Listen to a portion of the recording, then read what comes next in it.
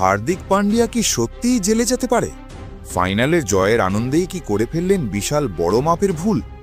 বন্ধুরা, টি-20 বিশ্বকাপ জয়ের পর যখন পুরো ভারত আনন্দে মেতে উঠেছে, তখন সেই আনন্দের মাঝেই একটি ঘটনা নিয়ে শুরু হয়েছে বড় বিতর্ক। আর এই বিতর্কের কেন্দ্রে রয়েছে ভারতীয় দলের অন্যতম all rounder Hardik Pandya. Final match জেতার পর মাঠ জুড়ে তখন উৎসবের পরিবেশ ছিল। খেলোয়াড়রা একে অপরকে জড়িয়ে ধরছে, নাচছে, গান করছে, আনন্দে মাতছে।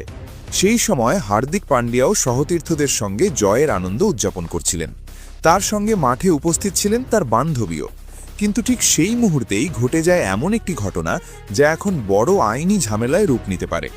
জয়ের আনন্দে হার্দিক পান্ডিয়া নিজের কাঁধে ভারতের জাতীয় পতাকা জড়িয়ে নাচছিলেন এবং আনন্দ করছিলেন।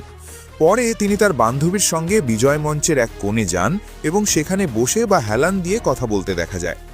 এই দৃশ্য সামনে আসতেই একজন আইনজীবী দাবি করেন, জাতীয় পতাকা যেভাবে ব্যবহার করা হয়েছে তা অসম্মানজনক কাজ হতে পারে। সেই অভিযোগের ভিত্তিতে আইনজীবী ওয়াজিদ খান শিবাজীনগর পুলিশ স্টেশনে একটি অভিযোগ দায়ের করেছে। তার বক্তব্য অনুযায়ী the prevention of insults to national honour act 1971 এর সেকশন 2 অনুযায়ী জাতীয় পতাকার সম্মান বজায় রাখা বাধ্যতামূলক। যদি কেউ প্রকাশ্যে জাতীয় পতাকার অবমাননা করে, তাহলে আইনের অধীনে শাস্তি হতে পারে।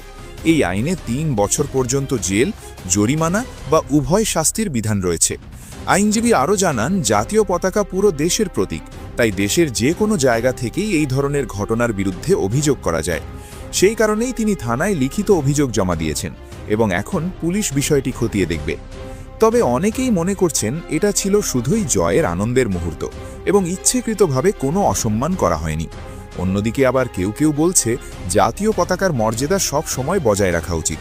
এখন সবার মনে একটাই প্রশ্ন, এই অভিযোগ কি সত্যি বড় সমস্যায় ফেলবে হার্দিক পান্ডিয়াকে, নাকি তদন্তের পর বিষয়টি মিটে যাবে?